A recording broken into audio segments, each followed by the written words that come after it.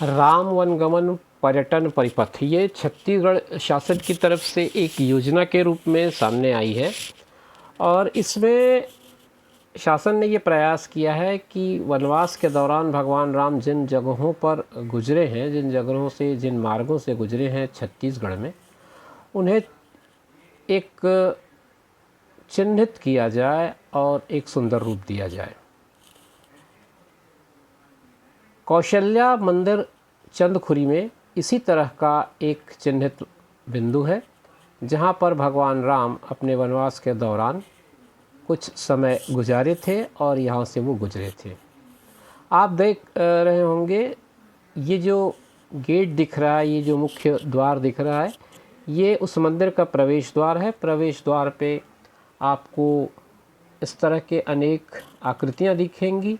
प्रवेश द्वार पर ही आपको प्रभु श्री राम की एक बहुत बड़ी प्रतिमा दिखाई देगी, जिसमें आप ये देखेंगे कि मुख्य द्वार से लगा हुआ है ये प्रतिमा और साथ में उसके बाजू में ही एक हनुमान जी की भी प्रतिमा है।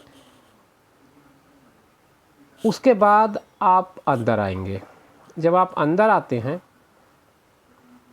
तब आपको एक सुंदर नज़ारा दिखाई देगा, जिसमें तालाबों के बीच एक मंदिर है। ये मुख्य द्वार है जहाँ से आप अंदर आएंगे। सुंदर नक्काशी है और ये सौंदर्यीकरण पिछले दिनों ही किया गया है।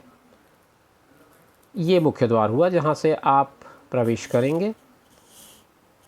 इस मंदिर के बारे में कहा जाता है कि बहुत प्राचीन मंदिर है और इसका निर्माण 8वीं शताब्दी में सोमवंशी राजाओं ने किया था।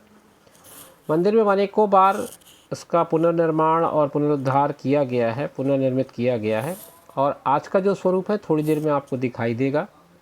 इस मंदिर के अंदर एक प्रतिमा माता कौशल्या की है, जो बाल रूप में भगवान राम उनकी गोद में है। और साथ ही साथ ये जो मंदिर है, वो जब आप इस मंदिर को देखेंगे, इसके जो स्थापना है उसको देखेंगे तो एक तालाब के बीच में दिखाई देगा। पहले लोग कहते हैं कि ये तालाब को पार करके जाना बड़ा मुश्किल होता था, क्योंकि तालाब के ठीक बीच में था, कोई रास्ता नहीं था। फिर बाद में लकड़ी की कुछ तख्तियाँ रख दी गई और उसके माध्यम से जाना आना शुरू हुआ। और अब आप ये देख रहे हैं एक अच्छा सुंदर पुल बना दिया है सरकार ने। और इस व्यवस्था से होता ये है कि आप आने जाने वालों को आसानी हो जाती है, वे बड़े आराम से मंदिर तक चले जाते हैं। और एक सुंदर दृश्य आप ये देख ही पा रहे होंगे। ये जो तालाब है ये काफ़ी बड़ा तालाब है। तालाबों के बारे में जब मैंने जानना चाहा तो यहाँ ग्रामीणों से बात करने पर ये मुझे पता चला कि यहाँ अनेकों तालाब थे। मैंने जब संख्या पूछी तो एक ग्रामीण ने कहा 6 आगर 6 कोरी। तो जो लोग छत्तीसगढ़ में रहते हैं उनको शायद इस बात की जानकारी होगी कि कोरी का मतलब होता है 20, तो 6 आगर 6 कोरी का मतलब 20 × 6 + 6 यानी 126 तालाब इस गांव में हुआ करते थे। अभी भी बहुत सारे तालाब हैं। लोगों का कहना है कि 50 के करीब तालाब अभी भी इस गांव और आसपास में स्थित है। ये जो गार्डन देख रहे हैं, जो बगीचा देख रहे हैं, ये मंदिर के चारों तरफ बना हुआ है। सुंदर हरियाली है और एक आकर्षक रूप दिया गया है इस पूरे परिसर को। आप देखेंगे तो न केवल आपको एक धार्मिक अनुभूति होगी, बल्कि एक प्राकृतिक अनुभूति भी आपको होगी। ये पूरा परिसर हरियाली से भरा हुआ है और कितनी ही गर्मी हो, आपको सुंदर दृश्य तो दिखेगा ही, एक शीतलता का एहसास होगा। पीपल के, नीम के पेड़ लगे हुए हैं। जब मैं इस स्थान पर पहुंचा तो उस दिन का टेम्परेचर लगभग 40-42 के आसपास का टेम्परेचर था, लेकिन ये फील बिल्कुल नहीं हो रहा था, वो तापमान का आभास नहीं हो रहा था, क्योंकि ये जो पेड़ आप देख रहे हैं नीम के, इधर किनारे आप देखेंगे तो पीपल के पेड़ हैं। आप उनके नीचे बैठ जाइए, बड़ी ठंडी हवाएं आपको मिलेंगी। ये मंदिर का गुंबद आप देख रहे होंगे और ये मंदिर के रूप बाद में जब इसमें नए सुधार कार्य किए गए, नवीनीकरण किया गया, तो ये मंदिर इस तरह से भव्य हो गया और ये दर्शन के लोग जा रहे हैं। और ये हरियाली जिसकी मैं बात कर रहा था, चारों तरफ गार्डन तो बनाया ही गया है, साथ में सुंदर हरियाली भी आपको देखने को मिलेगी।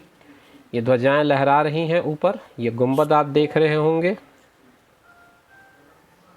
ये सुंदर दृश्य मंदिर के आसपास और छोटे छोटे मंदिर भी बनाए गए हैं कुछ भजन कीर्तन के लिए। और ये जो दीपक जलाने का स्थान है, रात में जब इसमें लाइटिंग होती है तब ये दृश्य और भी भव्य हो जाता है। ये हरियाली जिसका मैं बार बार जिक्र कर रहा हूँ पूरी वीडियो में आपको देखने को मिल रहा होगा। ये लोग हैं जो दर्शन के लिए जा रहे हैं। और ये उस तालाब का जिक्र जो मैं कर रहा था, एक भव्य तालाब है, बड़ा तालाब है, और इस तालाब के बीच मैंने एक प्रतिकृतियाँ बनाई गई हैं। ये आप देख रहे होंगे समुद्र मंथन का दृश्य इसमें बनाया गया है। और ये सब आँखों को बड़ा सुकून देता है, एक धार्मिक आध्यात्मिक अनुभूति प्रदान करता है। तालाब की सीढ़ियाँ, तालाब के चारों तरफ बनाए गए इस तरह से जो प्रतिकृतियाँ हैं, उनको आप देखेंगे तो आपको सहज ही एक सुंदर नज़ारे का एहसास होगा। इस तालाब के किनारे किनारे गुजरती सड़क है जहाँ पर लोग आ जा रहे हैं। और ये तालाब का पानी, आप मंदिर के मुख्य कलश को देख सकते हैं। और इस मंदिर को जैसा कि मैंने आपको बताया कि सोमवंशी राजाओं ने बनाया था। 1973 में इसमें एक बार पुनर्निर्माण किया गया और उसके बाद फिर से अभी पिछले दिनों में इसका एक नव निर्माण किया गया है एक तरह से। आपको ये भी बताते चलूँ कि ये जो राम वनगमन पथ का प्रोजेक्ट है उसमें टोटल 75 स्थानों को चिन्हित किया गया है जहाँ जहाँ पर भगवान राम के पैर पड़े, और उसका फिर सौंदर्यीकरण भी किया जा रहा है। ये ध्वजाएं लहरा रही हैं उस परिसर पर जिसका दृश्य आप देख रहे हैं। और साथ ही साथ आपको ये भी बताते चलूँ कि ये जो कौशल्या मंदिर है वो पूरे देश ही नहीं कहा जाता है कि पूरे विश्व में एकमात्र मंदिर है माता कौशल्या का।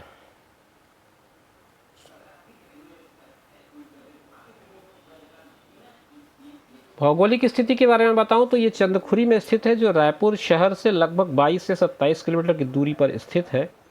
चंदखुरी एक गांव है और ये उस परिसर में भगवान शिव की भी एक प्रतिमा स्थापित है और बड़ी भव्य विशाल प्रतिमा है।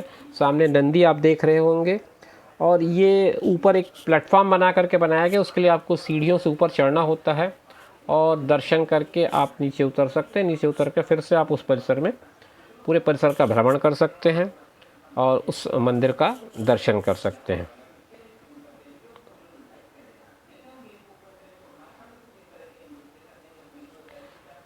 छत्तीसगढ़ को भगवान राम का ननिहाल माना जाता है और कहा जाता है कि माता कौशल्या का जन्म जो है वो इसी गांव में, चंदखुरी नामक गांव में हुआ था। और इसीलिए ये जो मंदिर है उसे माता कौशल्या के नाम पर माता कौशल्या मंदिर कहा जाता है, उनको समर्पित किया गया है। ये परिसर का भव्य दृश्य है। ये मंदिर का मुख्य द्वार है, यहाँ से आप जाएंगे। वो छोटी सी एक क्या कहें हम, गैलरी बनी हुई है जिस पर से आप घूम सकते हैं इधर उधर। और छोटे छोटे मंदिर बनाए गए हैं। इन मंदिरों में अलग अलग प्रतिमाएं हैं अलग अलग भगवान के। जैसा कि मैंने कहा कि ये नीम का पेड़ आप देख रहे होंगे जो अपने आप में आपको शीतलता प्रदान करती। इसकी हवाएं जब गर्मी के दिनों में भी आप आएंगे तो आपको गर्मी का एहसास नहीं होगा। चारों तरफ वैसे भी तालाब है जिससे चलते ठंडी हवाएं चलती रहती हैं। और ये भगवान शिव की एक शिवलिंग भी आप देख पा रहे होंगे इस परिसर पे में स्थापित है। ये हरियाली चारों तरफ एक बगीचे नुमा रूप दिया गया है और बड़ी सुंदर ढंग से व्यवस्थित रखा गया है इस पूरे परिसर को। ऊपर आप एक खास तरह के लाल रंग का गेरुआ जो पूरा का पूरा परिसर है वो गेरुए